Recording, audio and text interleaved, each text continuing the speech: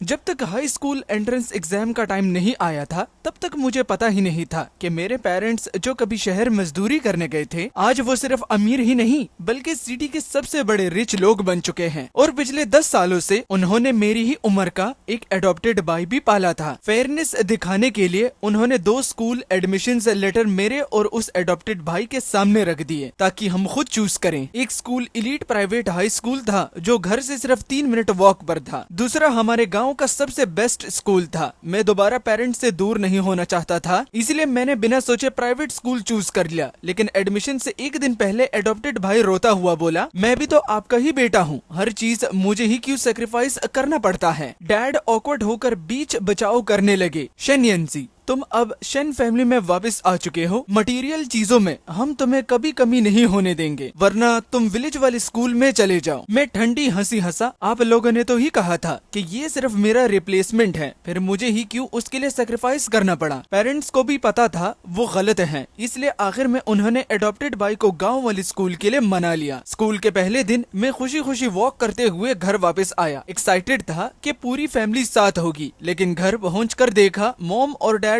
दोनों गायब थे। उनका सारा सामान भी उठ चुका था। मैं घबराकर डैड को फोन लगाया। बहुत देर तक रिंग होती रही। जब मुझे लगा कोई आंसर नहीं करेगा तब एक जानी पहचानी मेल वॉइस सुनाई दी। हेलो भाई। मेरा दिल एकदम सिंक हो गया। मैंने मुश्किल से अपनी आवाज स्टेडी रखी। मॉम डैड कहाँ हैं? मैं उन्हें ढूंढ रहा हूँ। दूसरी तरफ से शन लिंग आन की रिलैक्स्ड आवाज आई। मॉम डैड को टेंशन थी कि मैं गाँव में अकेला कैसे रहूंगा, इसलिए सब यहाँ शिफ्ट हो गए। उसकी आवाज में हल्की सी मुस्कुराहट भी थी। मेरे दिमाग में जैसे एक्सप्लोजन सा हो गया हो, कुछ समझ ही नहीं आ रहा था। फोन के दूसरी तरफ शन लिंग आन आराम से बोलता रहा, वैंग आंटी और ड्राइवर जी हैंग शुआए को भी यहाँ बुला लिया गया है। मोम को यहाँ के सर्वेंट्स की आदत नहीं है और खाना भी उसके टेस्ट का नहीं। अच्छा भाई, बाद में बात करता हूँ। मोम ने मेरे लिए स्वीट और सावर रिब्स बनाई है, ठंडी हो गई तो मजा नहीं आएगा। और क्लिक करके फोन कट हो गया। तब मुझे समझ आया जिस चीजों को मैं फैमिली समझता था वो शुरू से ही सिर्फ मेरा अकेला ड्रामा था। असली फैमिली तो वो लोग थे।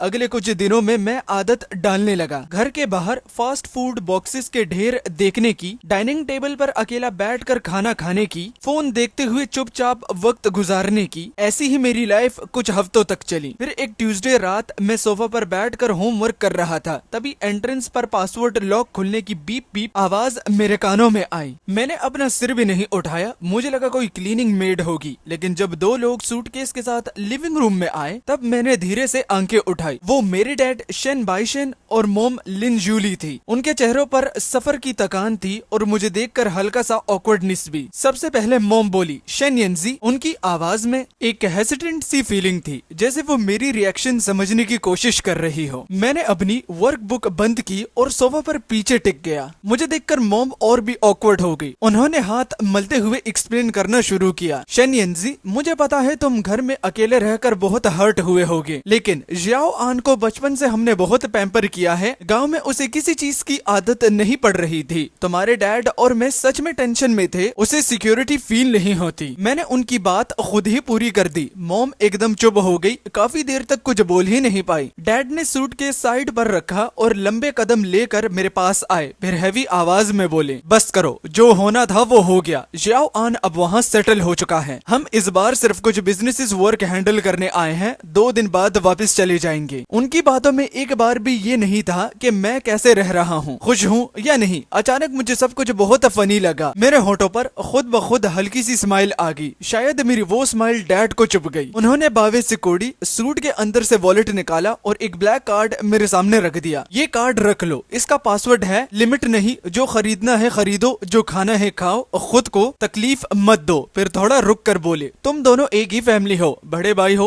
थोड़े छोटे भाई को एडजस्ट कर लिया करो, इतनी छोटी बातों का हिसाब मत रखो। मैंने उस ब्लैक कार्ड को देखा, फिर साइड में खड़ी मॉम को। मैं बिल्कुल काम टोन में बोला, ठीक है मैं ले लेता हूँ। ये कोई कंपनसेशन नहीं था, ये क्लियरली सर्विस पे था। मेरी बची कुछ उम्मीद को हमेशा के लिए खरीदने की प्राइस, मेरी जिंदगी का सबसे बड़ा मजाक। और मैंने उस ब्लैक कार्ड को बिना गिल्ट के यूज किया। सबसे पहला काम मैंने ये किया कि डैड के कार्ड का पैसा अपने दिमाग के नॉलेज में कन्वर्ट कर दिया। मैंने सिटी के सबसे एक्सपेंसिव ट्यूटरिंग सेंटर को कॉल किया और सिर्फ 3 सिंपल डिमांड्स रखी। सबसे बेस्ट टीचर्स, 1-on-1 क्लासेस, सारे सब्जेक्ट्स का फुल पैक्ड स्केड्यूल। दूसरी तरफ से 3 सेकंड तक साइलेंस रहा, फिर एक ऑलमोस्ट फ्लैटरिंग टोन में आवाज आई, हेलो मिस्टर शेन, क्या हम आपके लिए कार भेज दें? मैंने सीधा मना कर दिया, जरूरत नहीं, टीचर को मेरे घर भेजो। स्कूल सब्जेक्ट्स के साथ साथ मैंने फाइनेंस बेसिक्स, बिजनेसेस, लॉ और अपर क्लास सोशल एटीक क्लासेस भी ज्वाइन कर ली। पैसा पानी की तरह बह रहा था, लेकिन मुझे क्लियरली फील हो रहा था कि मैं अंदर और बाहर दोनों तरफ से बहुत फास्ट चेंज हो रहा हूँ। मेरी पहली बिजनेस अपॉर्चुनिटी एक कैजुअल सी आफ्टरनून में आई। उस वक्त मैं क्लासरूम की लास्ट रो में बैठा था। मैं हिस्ट्री प्रोफेसर की यूरोपियन हिस्ट्री लेक्चर आधा सुन रहा था और आधा टाइम मेरे सामने बैठी लड़की को देख रहा था। उस लड़की का नाम चेन शियाओ था। उसकी फैमिली रियल एस्टेट बिजनेस करती थी और रिच किड्स के इस ग्रुप में वो सबसे ज्यादा फेमस टाइप की लड़की मानी जाती थी। पूरे आफ्टरनून वो इरिटेट होकर फोन स्क्रॉल कर रही थी। आखिर में उसने अपनी बेस्ट फ्रेंड से कंप्लेन किया, सीरियसली इरिटेट हो गई हूँ, मैं 3 डिफरेंट प्लेसेस पर ऑर्डर लगवा चुकी हूँ, लेकिन कोई भी उस लिमिटेड एडिशन बैग को सिक्योर ही नहीं कर पा रहा। उसकी फ्रेंड ने समझाया, वेबसाइट पर सेल स्टार्ट होते ही आउट ऑफ स्टॉक हो गया था। इतनी रेयर चीजें लक से मिलती हैं। लेकिन चेन शियाओ जिद्दी टोन में बोली, मुझे फर्क नहीं पड़ता, नेक्स्ट वीक बर्थडे पार्टी में मुझे वही बैग कैरी करना है, चाहे जितने पैसे लगे। मैंने नीचे देखते हुए नोटबुक पर उंगली से हल्की सी टैपिंग की। मेरा एक दूर का अंकल यूरोप में स्मॉल स्केल ट्रेडिंग करता था। स्कूल खत्म होते ही मैंने नया सिम यूज करके अंकल को कॉल किया। उसके बाद सीधा चेन शियाओ के सामने जाकर खड़ा हो गया। जो बैग तुम चाह रही हो मैं अरेंज कर सकता हूँ। चेन शियाओ ने सिर उठाया और मुझे ऊपर से नीचे तक डाउटफुल नजरों से देखा। तुम्हें पता भी है उस बैग की प्राइस कितनी है? मैंने कैजुअली जवाब दिया, Europe store price 9000 euros, tax और 30% मिडिल मैन फी ऐड होगी। 3 दिन के अंदर बैग तुम्हारे पास होगा। फिर मैंने अपना फोन उसकी तरफ बढ़ाया, ये मेरा कॉन्टेक्ट है, सोच समझकर ऐड कर लेना, एडवांस पेमेंट लगेगी। ये कहकर मैं बिना उसकी तरफ देखे वहां से चला गया, क्योंकि मुझे पूरा यकीन था कि वो मुझे ऐड करेगी, क्योंकि उसके लिए ये पैसे का इशू नहीं था, रेपुटेशन का था। उस रात 10 बजे मेरे फोन पर नोटिफिकेशन आई, फ्रेंड रिक्वेस्ट और साथ ही 6 फिगर ट्रांसफर। जिस दिन चेन शियाओ को बैग मिला वो ऑलमोस्ट पूरे स्कूल में शो ऑफ करती घूम रही थी और इनडायरेक्टली उसने मेरी रेपुटेशन भी बना दी। एक ही वक्त में इतने लोग मुझे ऐड करने लगे कि काउंट मुश्किल हो गया। मोस्टली रिच गर्ल्स जो पैसे की कमी नहीं रखती थी, बस रेयर लग्जरी आइटम्स खरीदने की कनेक्शन नहीं होते थे, और रिच बॉयज भी। मेरी जिंदगी 2 अलग हिस्सों में डिवाइड हो गई थी। स्कूल में एक सिंपल कपड़े पहनने वाला गांव का लड़का था जो अकेला रहना पसंद करता था, लेकिन फोन के अंदर में एक मिस्टीरियस कॉन्टेक्ट था जो कोई भी weird limited edition item arrange कर सकता था। ये पीसफुल लाइफ तब ब्रेक हुई जब डैड का बर्थडे आया। मदर ने मुझे कॉल किया, उनकी आवाज में हल्की सी प्लीजिंग टोन थी। शेन येंजी, इस सैटरडे तुम्हारे डैड का बर्थडे है, ग्रैंड होटल में डिनर पार्टी रखी है। मैंने बस सीधा हमिंग की बिना किसी इमोशन के। शायद मोम को एक्सपेक्ट नहीं था कि मैं इतनी इजीली एग्री कर लूंगा। जो स्पीचेस उन्होंने पहले से प्रिपेयर की होंगी सब उनके गले में ही अटक गईं। कुछ सेकंड्स बाद वो फिर बोली, मैंने तुम्हारे लिए सूट प्रिपेयर कर दिया है, कल ड्राइवर दे जाएगा, ट्राई कर लेना फिट आता है या नहीं। अगली सुबह ड्राइवर एक बड़ा गिफ्ट बॉक्स लेकर आया। जब मैंने खोला अंदर एक शैंपेन कलर सूट था। कम से कम 5 साल पुराना डिजाइन, वेस्ट लूज थी, फिटिंग ऑकवर्ड थी और स्टाइल भी आउटडेटेड और ओल्ड फैशन लग रहा था। लेकिन डैड की बर्थडे पार्टी वाली रात मैं फिर भी वही बोरा जैसा सूट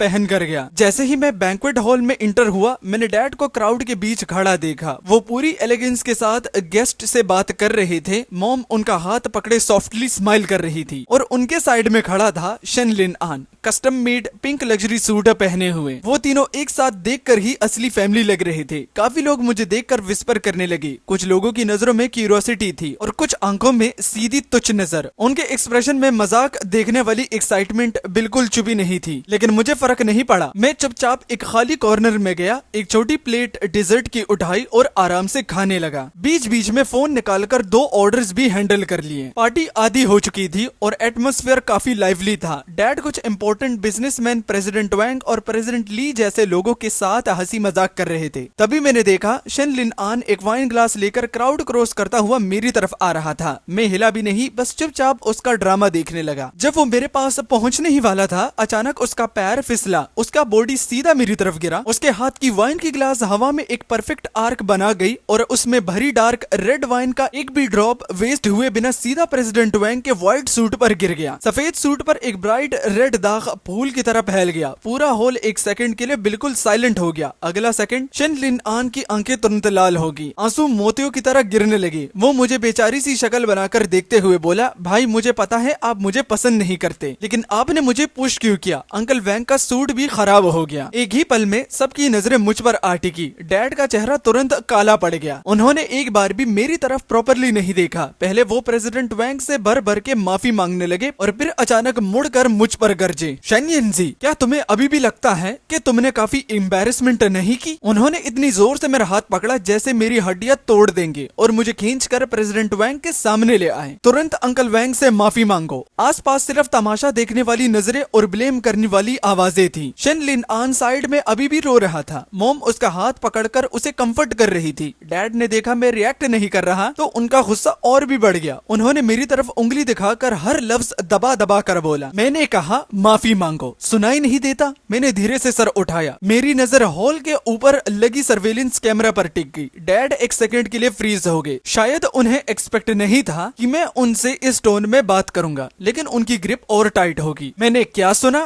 दोबारा बोल। मैंने सीधा उनकी आंखों में देखकर लफ्ज लफ्ज जोर देकर कहा, अगर आप चाहते हैं कि मैं माफी मांगू तो पहले वहाँ का फुटेज निकाल कर देख लीजिए। मैंने अपना दूसरा हाथ उठाया और कैमरा की तरफ पॉइंट किया। वहाँ कैमरा लगा हुआ है। पूरा हॉल एकदम खामोश हो गया। सब लोग मेरी उंगलियों की डायरेक्शन में देखने लगे, सीधा उस सर्वेलेंस कैमरा की तरफ। शन लिन आन का चेहरा तुरंत सफेद पड़ गया। उसने अनकॉन्शियसनेस में लिन जूली का हाथ और जोर से पकड़ लिया। डैड, शन बेंशन के चेहरे पर पहले एक सेकंड के लिए शॉक आया, फिर उससे भी गहरा गुस्सा। अब तुम क्या नया ड्रामा करना चाहते हो? तब तक शन लिन आन को फाइनली आवाज मिली। वो बहुत समझदार बनने वाली टोन में बोला, छोड़ो ना, फुटेज देखने की जरूरत नहीं, बस एक मिसअंडरस्टैंडिंग थी। मैं ठीक हूँ, इतनी छोटी बात को बड़ा मत बनाओ। डैड को ऑकवर्ड सिचुएशन में मत डालो। जितना वो इनोसेंट एक्ट करता गया उतना ही क्राउड के एक्सप्रेशन इंटरेस्टिंग होते गए। देखो, मैं सिर्फ 2 लफ्ज बोले थे और उसका कॉन्फिडेंस ऑलरेडी टूटने लगा। इसी वक्त प्रेसिडेंट वैंग, जिनके सूट पर वाइन गिरी थी, इंटरेस्टिंग टोन में बोले, ओल्ड शन, कैमरा लगा हुआ है तो देख ही लेते हैं। बच्चों की लड़ाई है, क्लियर हो जाएगा। अब बात इस पॉइंट तक पहुंच चुकी थी कि डैड के पास मना करने का कोई ऑप्शन नहीं बचा था। उन्होंने मुझे एक ठंडी नजर से देखा, फिर अनविलिंगली होटल मैनेजर को हाथ से बुलाया, कैमरा फुटेज लाओ। कुछ मिनट्स बाद हॉल के सेंटर में लगा जाइंट स्क्रीन ऑन हो गया। सब लोग स्क्रीन की तरफ देखने लगे। वीडियो में क्लियरली दिख रहा था शन लिन आन वाइन ग्लास पकड़कर स्मूथली क्राउड क्रॉस कर रहा था, लेकिन उसकी नजर रास्ते पर नहीं थी। वो बार बार मेरी और प्रेसिडेंट वैंग की तरफ देख रहा था, जैसे एग्जैक्ट एंगल और डिस्टेंस कैलकुलेट कर रहा हो। फिर जब वो हम दोनों के पास पहुंचा, उसका लेफ्ट फुट हल्का सा स्टंबल हुआ और राइट लेग ने एक परफेक्टली गिरने वाला पोस्चर बना दिया। पूरा मूवमेंट इतना स्मूथ था जैसे पहले से ही प्रैक्टिस किया गया हो। उस मोमेंट मुझे ऑलमोस्ट विश हुई कि फुटेज स्लो मोशन में चले, ताकि सब लोग उसकी छोटी सी कैलकुलेशन और क्लियरली देख सके। लार्ज स्क्रीन पर शन लिन आन की हर छुपी हुई चाल मल्टीपल टाइम्स ज्यादा ऑब्वियस लग रही थी। हॉल इतना साइलेंट था कि ग्लासेस में आइस मेल्ट होने की आवाज तक सुनाई दे रही थी। मुझे फील हुआ कि डैड का हाथ जो मुझे पकड़े हुआ था धीरे धीरे लूज हो रहा था। मैंने मुड़कर अपनी फैमिली को देखा। शन बेंशन का चेहरा लाल से हरा और फिर अजीब सा ग्रे पड़ गया। उसके होंठ कांप रहे थे, जैसे कुछ कहना चाहता हो, लेकिन एक लफ्ज भी बाहर नहीं आ रहा था। मॉम डिसबिलीफ में स्क्रीन को देख रही थी, फिर अपनी बाहों में खड़े शन लिन आन को। उनकी आंखों में कंफ्यूजन और ब्रेक डाउन दोनों साफ नजर आ रहे थे, और शन लिन आन वो रोना भी भूल चुका था। उसके चेहरे की वो हमेशा वाली इनोसेंट स्माइल गायब थी। अब सिर्फ डर और होपलेसनेस बची थी। मैं कुछ नहीं बोला, ना मैंने सवाल किया, ना मजाक उड़ाया, ना किसी अपॉलॉजी का वेट किया। सबके सामने बस अपना वो रिडिकुलस और इल फिटेड सूट ठीक किया और सीधा हॉल के मेन एग्जिट की तरफ चल दिया। मेरे फोन कॉन्टेक्ट्स में भी अभी मॉम और डैड के नाम सेव थे। मैं कुछ सेकंड्स तक स्क्रीन को देखता रहा, फिर मेरी उंगली हल्की सी मूव हुई और सबसे पहले मैंने अपने डैड का नंबर ब्लॉक किया, उसके बाद मेरी मॉम का भी। ये सब करने के बाद मुझे लगा मेरे दिल में जो बोझ इतने सालों से अटका हुआ था वो आखिरकार हल्का हो गया। उस रात मुझे नींद नहीं आई। मैंने अपना लैपटॉप खोला। स्क्रीन पर मेरे ऑर्डर बिजनेसेस का बैक एंड डैशबोर्ड ओपन था। ऑर्डर्स, कस्टमर्स, मैसेजेस और प्रोडक्ट लिस्ट से भरा हुआ। बर्थडे पार्टी की वो छोटी छोटी ह्यूमिलिएशन इन रियल नंबर्स और ग्रोइंग बिजनेसेस डेटा को देखते ही धीरे धीरे मीनिंगलेस लगने लगी। अगली सुबह मैं सिटी की बेस्ट यूनिवर्सिटी गया। इंफॉर्मेशन टेक्नोलॉजी डिपार्टमेंट के नोटिस बोर्ड पर मैंने एक सिंपल और डायरेक्ट हायरिंग नोटिस चिपकाया। स्टूडेंट फोकस्ड ऐप डेवलप करनी है, सैलरी निगोशिएबल। ज्यादा टाइम नहीं लगा। शन यिनज़ी को 3 सीनियर स्टूडेंट्स मिल गए। आंखों के नीचे dark circles, coding skill skills top class, लेकिन जेब बिल्कुल खाली। उन्होंने अपनी कंपनी यूनिवर्सिटी एरिया के एक रेंटेड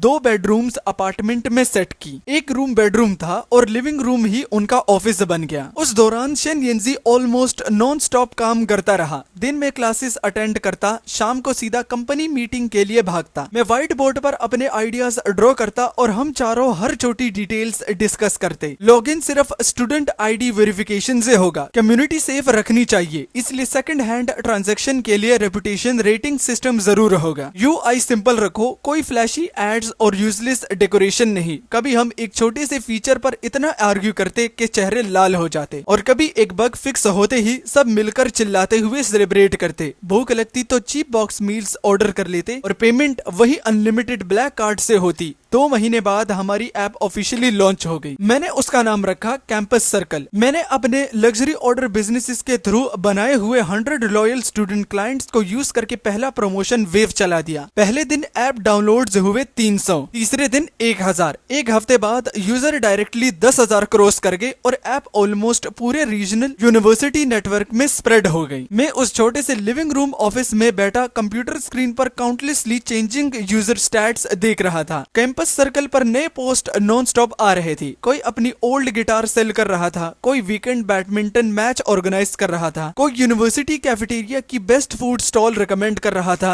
इसी वक्त मेरा फोन वाइब्रेट हुआ। एक नई ईमेल आई थी। सेंडर अननोन था। सब्जेक्ट लाइन बहुत आई कैचिंग थी, national youth entrepreneur competition invitation. मेरा पहला रिएक्शन था स्पैम लग रहा है, लेकिन वो 3 सीनियर स्टूडेंट्स मेरे लैपटॉप के आसपास जम गए। एक्साइटमेंट में ऑलमोस्ट लॉटरी जीतने जैसी हालत थी। शेन येंजी ये कंट्री का सबसे प्रेस्टिजियस यूथ स्टार्टअप कंपटीशन है। गोल्ड प्राइस के रिवॉर्ड ऑलमोस्ट $5 लाख हैं। मैं उनकी तरफ देखकर बस एक ही सवाल पूछा, इसका लाइव स्ट्रीम होगा क्या? इस कंपटीशन की मीडिया कवरेज होगी? बिल्कुल होगी। फाइनल राउंड पूरे इंटरनेट पर लाइव स्ट्रीम होगा और प्रोविंशियल टीवी के इकोनॉमिक चैनल पर भी दिखाया जाएगा। मैंने सिर हिलाया, ठीक है फिर चलते हैं। अगले आधे महीने तक हम लगभग उस 2 बेडरूम वाले अपार्टमेंट में ही रहे, खाते और सोते रहे। फाइनल के दिन मैंने सबसे सिंपल व्हाइट टी शर्ट और जीन्स पहनकर स्टेज पर एंट्री ली। मेरे आसपास के लोग परफेक्टली टेलर्ड सूट में थे और उनकी बातें बिजनेस लूप्स, इकोसिस्टम और बड़े बड़े कॉर्पोरेट कॉन्सेप्ट से भरे हुए थे। उनके मुकाबले में मैं बहुत ही साधारण लग रहा था। जब मेरी बारी आई, मैंने कोई खाली और फैंसी बिजनेस आइडियाज नहीं बोले। मैंने सिर्फ कैंपस सर्कल का इंटरफेस बड़ी स्क्रीन पर दिखाया और सबको कुछ सबसे रियल पोस्ट दिखाई। ये स्टूडेंट अपना गिटार बेच रहा है, उसकी दादी ने उसके लिए खरीदी थी क्योंकि अब उसे ड्रम बजाने का शौक हो गया है। ये लड़की वीकेंड पर लाइब्रेरी जाने के लिए किसी साथी को ढूंढ रही है क्योंकि अकेली बैठकर उसका पढ़ाई में मन नहीं लगता। और ये पोस्ट हमारे नए सिक्योरिटी गार्ड के बारे में है। वो इतना हैंडसम है कि लोग उसे डैनियल वू से कंपेयर कर रहे हैं। इस पोस्ट पर पहले ही 100 से ज्यादा कमेंट्स आ चुके हैं। मैंने शांत नजर से जजेस की तरफ देखा। जो मैंने बनाया है वो कोई ठंडा और बेजान सॉफ्टवेयर नहीं है। मैं सिर्फ स्कूल कैंपसेस के बीच एक पुल बना रहा हूँ ताकि इंफॉर्मेशन, सामान और लोगों की अच्छाई आजादी से एक दूसरे तक पहुँच सके। जहाँ तक प्रॉफिट की बात है, जब एक प्लेटफॉर्म लाखों जवान लोगों का भरोसा और उनकी रोजमर्रा की जिंदगी अपने पास रखने लगता है, तब प्रॉफिट सबसे कम चिंता की बात रह जाती है। मेरे बोलते ही हॉल कुछ सेकंड्स के लिए बिल्कुल खामोश हो गया। फिर अचानक जोरदार तालियों की गूंज पूरे ऑडिटोरियम में फैल गई। अब सवाल जवाब का राउंड शुरू हुआ। एक जज ने अपने चश्मे को ठीक करते हुए एक तीखा सवाल पूछा, मिस्टर शेन येंजी, हमारी जांच के मुताबिक आपके पिता मिस्टर शेन बेनशन हैं। आपकी स्टार्टिंग फंडिंग और आपका ये कहना कि प्रॉफिट की चिंता नहीं करनी चाहिए, क्या ये सब आपके अमीर परिवार की वजह से है? जैसे ही सवाल पूरा हुआ,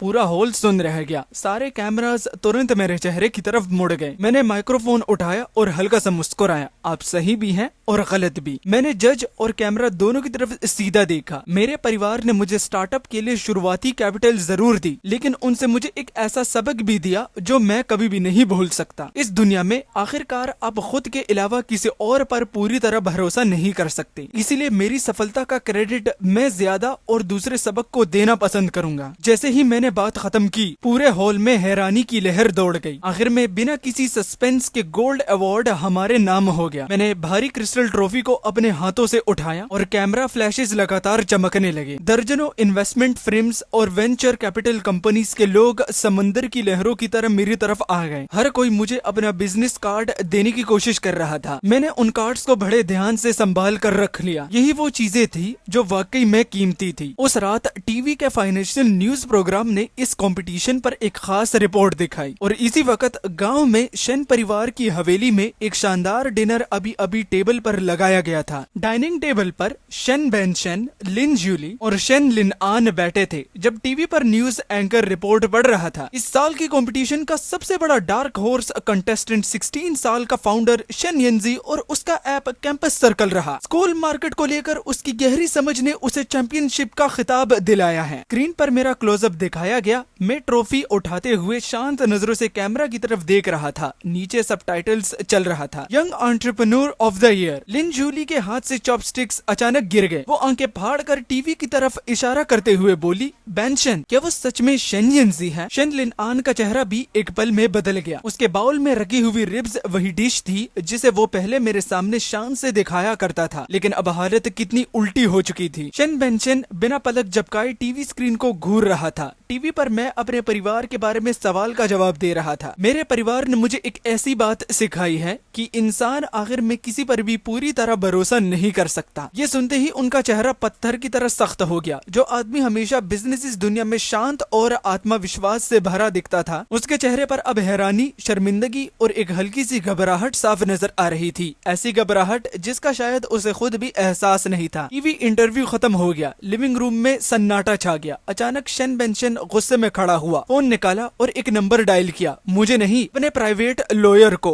कॉल कनेक्ट होते ही उसने सिर्फ एक लाइन कही। उसकी आवाज ठंडी और अथॉरिटी से भरी हुई थी। लाउजी हैन, तुरंत पता लगाओ जो ब्लैक कार्ड मैंने शेन येंजी को दिया था उसकी पूरी स्पेंडिंग हिस्ट्री अभी के अभी निकालो। शेन बेंशन की स्पीड मेरी उम्मीद से भी ज्यादा निकली। अगले ही दिन दोपहर वो सीधा मेरी कंपनी के ऑफिस पहुंच गया। उसने चारों तरफ नजर डाली और बावें से कुड़ते हुए बोला, तो तुम इस जगह पर काम करते हो? 2 बेडरूम्स और एक लिविंग रूम वाले ऑफिस में? मैंने कोई जवाब नहीं दिया। मैं बस वाटर डिस्पेंसर के पास गया, एक पेपर कप निकाला और उसमें आधा कप पानी भरकर उसकी तरफ बढ़ा दिया। किस काम से आए हैं? वो सीधा व्हाइट बोर्ड के पास चला गया। वहाँ उस पर पोर्ट्रेट्स और ग्रोथ चार्ट्स बने हुए थे जिन्हें बनाने के लिए हमने कई रातों की नींद कुर्बान की थी। काफी देर तक देखने के बाद उसने कहा, शेन येंजी, मैंने टीवी रिपोर्ट देख ली। फिर वो धीरे से मेरी तरफ मुड़ा जैसे ये बात कहने के लिए उसे बहुत हिम्मत जुटानी पड़ी हो। तुमने बुरा काम नहीं किया। मैंने बस हल्का सा ओ कहा और उसके अगले जुमले का इंतजार करने लगा। मेरे ठंडे लहजे को देखकर वो थोड़ा नाराज हुआ, लेकिन फिर भी अपना बॉस वाला अंदाज बनाए रखा। तुम्हारा आइडिया अच्छा है, लेकिन तुम्हारी सोच बहुत छोटी है। ये सिर्फ स्टूडेंट्स का एक छोटा सा खेल है। ऐसा करते हैं, मैं तुम्हारी कंपनी को शेन ग्रुप में मर्ज कर देता हूँ। मैं तुम्हारे लिए एक इंडिपेंडेंट बिजनेस डिवीजन एस्टेब्लिश करूंगा और ग्रुप के सबसे बेहतरीन रिसोर्सेज तुम्हारे लिए एलोकेट करूंगा। ग्रुप तुम्हें पूरा सपोर्ट देगा।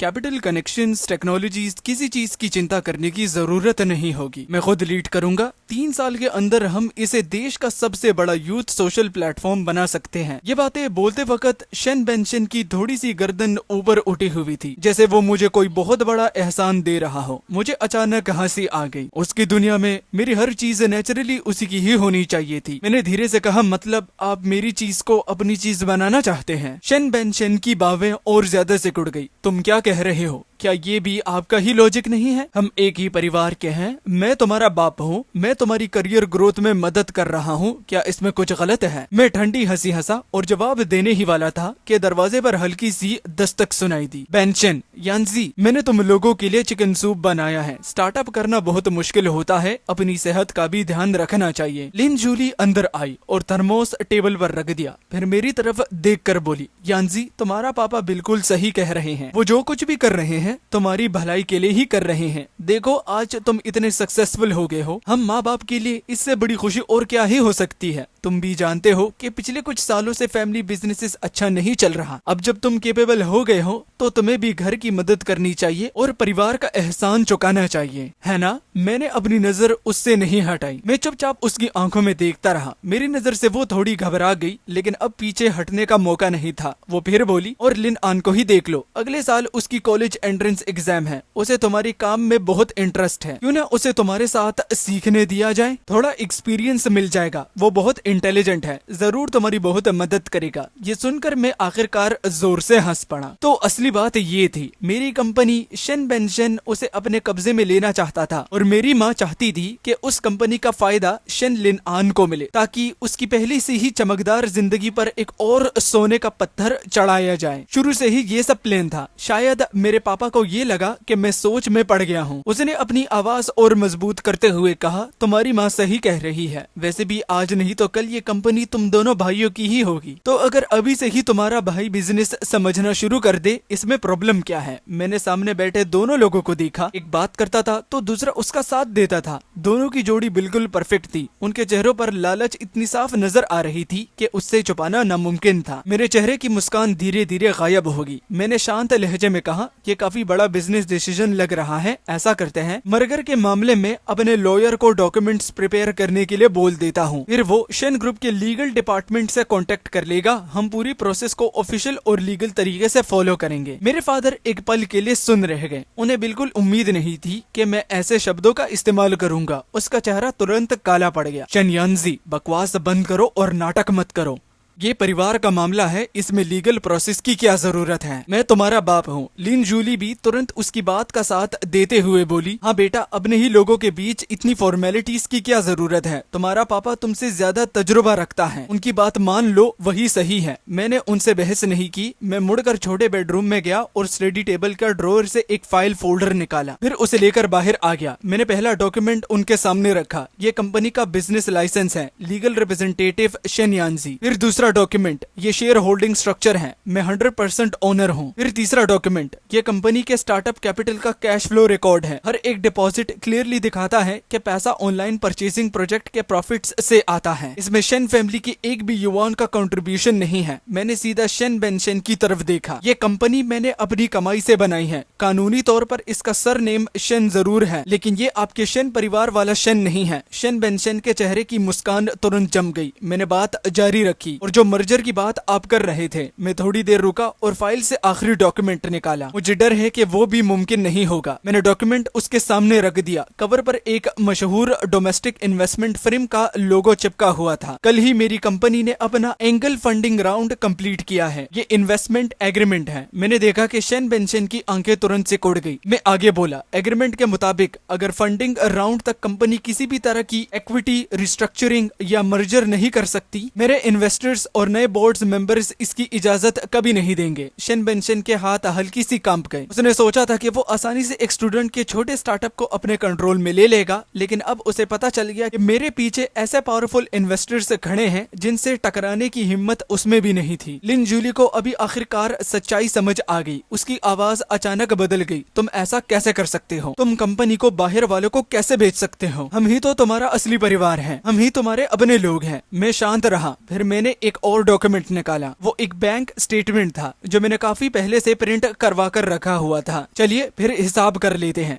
ये उस ब्लैक कार्ड की पूरी स्पेंडिंग हिस्ट्री है जो आपने कभी मुझे दी थी। पहला ट्रांजैक्शन 19 तारीख को हुआ था। आखिरी ट्रांजैक्शन 6 महीने पहले। कुल खर्च हुआ 7,30,24,500 युवान। मैंने लॉयर से सलाह ली थी। बैंक के कमर्शियल लोन इंटरेस्ट रेट के हिसाब से प्रिंसिपल और इंटरेस्ट दोनों कैलकुलेट कर लिए गए हैं। मैंने अमाउंट राउंड ऑफ कर दिया है। मुझे आपको कुल 10 मिलियन युवान वापस करने चाहिए। ये कहते हुए मैंने अपने फोन पर बैंकिंग ऐप खोला और ट्रांसफर पेज ओपन कर दिया। मेरे डैड गुस्से से चिल्लाया, शन यानजी, तुम ये क्या बकवास कर रहे हो? उसकी आवाज में बेइज्जती और गुस्से का मिला जुला एहसास था। मैंने शांत नजरों से उसकी तरफ देखा। आपने मुझे इनिशियल कैपिटल दिया था। मैंने उस पैसे का इस्तेमाल अपनी पहली जमा पूंजी बनाने के लिए किया। आज मैं आपको प्रिंसिपल और इंटरेस्ट दोनों वापस कर रहा हूँ और अब दोनों के बीच कोई हिसाब बाकी नहीं रहा। डैड की आंखें बहुत जातिल भावनाओं से भरी हुई थी। गुस्सा, शर्मिंदगी और एक ऐसा पछतावा जिसे शायद वो खुद भी समझ नहीं पा रहा था। लेकिन अब इन सब चीजों का कोई मतलब नहीं था। मैंने ट्रांसफर कंफर्म करवाने वाला बटन दबा दिया। अगले ही पल फोन पर नोटिफिकेशन आया, ट्रांसफर सक्सेसफुल। हल्की सी डिंग की आवाज आवाज कमरे में गूंज उठी। लिन जूली ने अपना मुंह ढक लिया और उसकी आंखों से आंसू बहने लगे। मैंने बैंक स्टेटमेंट और अपना फोन टेबल पर रख दिया, फिर दरवाजे की तरफ इशारा करके कहा, सब खत्म हो गया, अब आप लोग यहाँ से जा सकते हैं। हमारी टीम को अभी मीटिंग भी करनी है। वो तीनों चले गए। ग्लास डोर उनके पीछे बंद हो गया और बाहर होने वाली बहस या रोने धोने की आवाजें उसके उस पार ही रह गई। पूरा ऑफिस इतना शांत हो गया कि सेंट्रल एयर कंडीशनर की आवाज तक सुनाई दे रही थी। मैंने टेबल पर पड़ी हुई एक मुरझाई सी पिज्जा फ्लेयर उठाई और हवा में हिलाकर बोला, क्या देख रहे हो सब, आज रात मेरी तरफ से ट्रीट है, एक्स्ट्रा स्पाइसी पिज्जा ऑर्डर करना, हम सेलिब्रेशन करेंगे। एक पल की खामोशी के बाद पूरा ऑफिस खुशी से झूम उठा। सब तरफ से चीयर्स और तालियों की आवाज आने लगी। उस दिन के बाद मुझे ना शन बेनशन का कोई फोन आया और ना ही अपनी माँ का। मेरी दुनिया आखिरकार शांत हो गई। हमारा कैंपस सोशल ऐप इन्वेस्टर के सपोर्ट से रॉकेट की तरह आगे बढ़ने लगा। यूजर्स की संख्या जल्दी से 1 मिलियन तक पहुंच गई, फिर 5 मिलियन। हम उस शेयर ऑफिस से निकल आए जो पिज्जा बॉक्सेस से भरा रहता था और एक ग्रेड ए ऑफिस बिल्डिंग में शिफ्ट हो गए, जहां फ्लोर टू सीलिंग विंडोज से आधे शहर की रात का नजारा दिखाई देता था। सीरीज ए और सीरीज बी फंडिंग राउंड्स भी बहुत स्मूथली कंप्लीट हुई। हर बार जब कोई नया इन्वेस्टमेंट इंस्टीट्यूशन कंपनी में पैसा लगाता, मेरी नेटवर्थ कई गुना बढ़ जाती। मीडिया ने मेरे लिए नए नए टाइटल्स इस्तेमाल करना शुरू कर दिए, unicorn founder, young take entrepreneur. आखिरी बार मैंने उन तीनों को एक एनुअल टेक्नोलॉजी कॉन्फ्रेंस में देखा। मैं वहाँ की नोट गेस्ट स्पीकर के रूप में इनवाइटेड था। मेरा स्पीच अभी अभी खत्म हुआ था और मैं स्टेज से नीचे उतर रहा था। कैमरा फ्लैशेस हर कदम पर मेरा पीछा कर रही थी। रिपोर्टर्स माइक्रोफोन्स लेकर आसपास जमा हो गए। उस भीड़ के बीच मैंने दूर से उन तीनों को देखा था। वो हॉल के एक कोने में खड़े थे। उनके पास बैठने की सीट तक नहीं थी, बिल्कुल आउटसाइडर्स की तरह। मेरे डैड ने पुराना सा सूट पहना हुआ था। उसकी कमर पहले से झुक गई थी। वो मुश्किल से उन लोगों को अपना बिजनेस कार्ड देने की कोशिश कर रहा था जिन्हें कभी वो देखना भी पसंद नहीं करता था। और मेरी माँ उनका हाथ पकड़े खड़ी थी। उसका चेहरा मुरझा चुका था। उसकी आंखों में वो डर था जो मैंने पहले कभी नहीं देखा था। और शन लिन आन, वो मुझे जहरीली नफरत भरी नजरों से घूर रहा था। उसकी नजर बिल्कुल जहर में डूबी हुई सुई जैसी लग रही थी। लेकिन हमारी नजरें कभी मिली ही नहीं। मैं बस कैमरा की तरफ मुस्कुराकर रिपोर्टर्स की सवालों का जवाब देना शुरू कर दिया। सवाल था, कंपनी की अगली फेज की ग्लोबल एक्सपेंशन स्ट्रेटेजी क्या होगी, जबकि वो लोग अभी भी इंडस्ट्री में अपनी जगह बचाने की कोशिश में लगे हुए थे। मेरी नजर बहुत पहले से ही उनसे आगे कहीं ज्यादा दूर तक पहुंच चुकी थी और मेरी कहानी अभी खत्म नहीं हुई थी। घर लौटते वक्त कार की खिड़की के बाहर शहर की रोशनियां चमक रही थी। हर एक रोशनी ऐसी लग रही थी जैसे आसमान का कोई छोटा सा सितारा। मुझे अपनी कंपनी का नाम याद आया, ST। यूनिवर्स का हर सितारा शुरुआत में सिर्फ धूल का एक जर्रा ही होता है जिसे कोई नोटिस नहीं करता। उस गर्मियों में मुझे लगा था कि मैंने अपना इकलौता सितारा खो दिया है, लेकिन बहुत सालों बाद मुझे समझ आया मैंने कुछ भी नहीं खोया था। मैं बस आखिरकार उस आसमान से आजाद हो गया था जो मुझे बंद कर रखा था और अब मैं उड़ रहा था एक अनंत और बेपनाह सितारों के समंदर की तरह। जहाँ तक शन परिवार के उस सितारे की बात है जो कभी चमकता था और कभी बुझ जाता था, वो बहुत छोटा हो चुका था और बहुत दूर भी, इतना दूर कि मैं उसे देख भी नहीं सकता था।